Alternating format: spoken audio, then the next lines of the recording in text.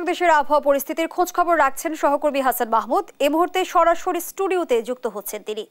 হাসান, স্বাগত জানাচ্ছি আপনাকে। যেমনটি শুনে শিরোনামে জানাচ্ছিলাম যে রাজধানী সহ 4 জেলায় আজ হিট স্ট্রোকে 4 জনের মৃত্যু হয়েছে। তাপমাত্রা যেভাবে বাড়ছে, আবহাওয়া অফিস কি বলছে?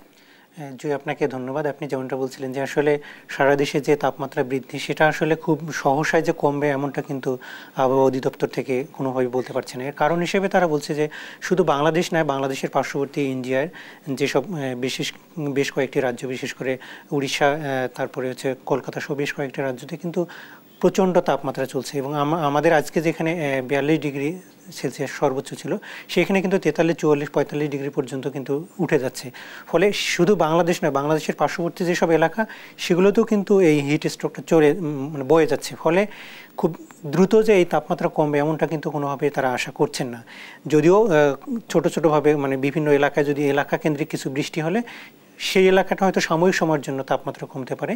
এর বাইরে কিন্তু ওভারঅল যে তাপমাত্রা হিট বয়ে যাচ্ছে সেটি কিন্তু পুরো মাস জুড়ে থাকতে পারবে বলে আবহাওয়া অধিদপ্তর থেকে বলছে। এবং সেটি আরও কতটা এক্সটেন্ড করবে সেটি হয়তো আগামী আরও 5-7 দিন পরে বলা যাবে। তবে এখন পর্যন্ত যে 3 দিন, এই 3 দিন কিন্তু তাপমাত্রা আরও বাড়তে পারে বলে সকাল থেকে আবহাওয়া অধিদপ্তর থেকে বলছিল, যেটি আমরা আজকে দেখলাম যে 42.6 ডিগ্রি উঠে গিয়েছে। সেটি হয়তো আমরা ধরে নিতে পারি সহসাই আবহাওয়া নিয়ে আমরা কোনো সুখবর পাচ্ছি না।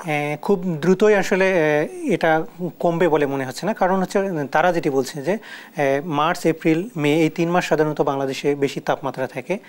তবে এবার কিন্তু একটু বেশি হচ্ছে, যেটি গতবারও কিন্তু এপ্রিলে সর্বোচ্চ 43 ডিগ্রিতে উঠছিল, সেটি কিন্তু অব্যাহত থাকতে পারে। এবং তবে আরেকটি বিষয় আমরা আবহাওয়া অধিদপ্তর থেকে বলা হচ্ছিল যে অন্যান্য বছরগুলোতে যেটি হতো যে এই হিট ওয়েভটা খুব কম সময়ের জন্য হতো, অর্থাৎ 4 দিন বা 5 দিন এটা এক্সটেন্ড করতো। কিন্তু এবার যেটি হচ্ছে সারা বছরই কিন্তু এল নিনোর প্রভাবে সারা বছরই কিন্তু বৃষ্টিপাত কম হবে বলে, ফলে কিন্তু এইটা 5 দিন 7 দিনের বেশি, অর্থাৎ 10 থেকে 12 দিন পর্যন্ত এটি কিন্তু অব্যাহত থাকছে। অন্যান্য বছর যেটি 3 দিন বা 4 দিনের মধ্যে শেষ হয়ে যেত।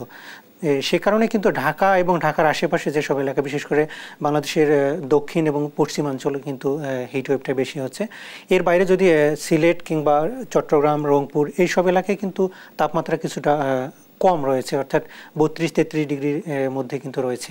সেগুলোতেও কিন্তু বৃষ্টির হওয়ার সম্ভাবনা রয়েছে। তবে ঢাকা এবং ঢাকার আশেপাশে অর্থাৎ খুলনা, এদিকে যশোর এবং এই রাজশাহীর বিশেষ কিছু অঞ্চলে কিন্তু তাপমাত্রা আসলে খুব দ্রুত কমবে না বলে আবহাওয়া অধিদপ্তর থেকে বলছে। হাসান, আপনার প্রতিবেদনে আমরা দেখছিলাম ইতিমধ্যে হিট স্ট্রোক, ডায়রিয়া এবং পানি শূন্যতা জনিত নানা রোগের প্রকোপ বেড়েছে। ঢাকা এবং ঢাকার বাইরের হাসপাতালগুলোর কি পরিস্থিতি? হাসপাতালগুলো এখানে 2 ধরনের রোগ আসলে বেশি হচ্ছে। একটা হচ্ছে হিট স্ট্রোক, সেটি হচ্ছে মানুষ খুব দ্রুত আসলে তার প্রেশার ফল্ট করে যাচ্ছে এবং সেন্সলেস হয়ে যায়, অনেক সময় মারা যাচ্ছে। আরেকটি হচ্ছে ডায়রিয়া এবং পানি শূন্যতার মতো যেসব রোগ, সেগুলো কিন্তু শিশু থেকে শুরু করে সব ধরনের মানুষেরই কিন্তু আক্রান্ত হচ্ছে। বিশেষ করে আমরা যেটা জানি যে যখন প্রচণ্ড ঠান্ডায় পড়ে তখন হঠাৎ করে মানুষ বরফ বা ঠান্ডা পানি খায়, ফলে কিন্তু তার শরীরে একটা প্রেশারে কিন্তু এখানে চাপ পড়ে, অর্থাৎ সে কারণে কিন্তু মানুষ হঠাৎ করে অসুস্থ হয়ে যায়। এর বাইরে এই গরমে যখন মানুষ বাইরে হাঁটাচলা করে তখন বিভিন্ন জায়গায় বাইরের খাবারগুলো যেগুলো খায়, অনেকে ফুচকা কিংবা চটপটি সহ রাস্তায় যেসব খাবার বিক্রি হয় সেগুলো কিন্তু গরমের কারণে খুব দ্রুত নষ্ট হয়ে যায়। ফলে সেসব খাবার যখন মানুষ গ্রহণ করছে ডায়রিয়ার মতো কিন্তু রোগগুলো হচ্ছে। এবং বিশেষ করে শিশুরা স্কুল কলেজে যখন যায় তখন কিন্তু তারা বেশি খায়। যদিও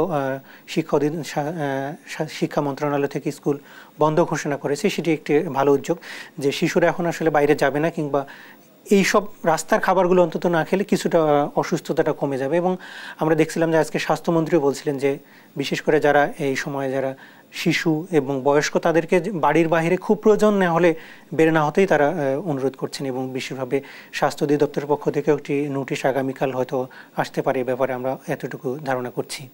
কিছুক্ষণ আগে আমাদের আরেক সহকর্মী শাহিদুজ্জামান সাকিবের প্রতিবেদনে আমরা দেখছিলাম যে গরম থেকে স্বস্তি পাওয়ার জন্য কিন্তু সাধারণ মানুষ ফুটপাতের শরবত খাচ্ছে। কি ধরনের স্বাস্থ্য ঝুঁকি থাকতে পারে এই ধরনের?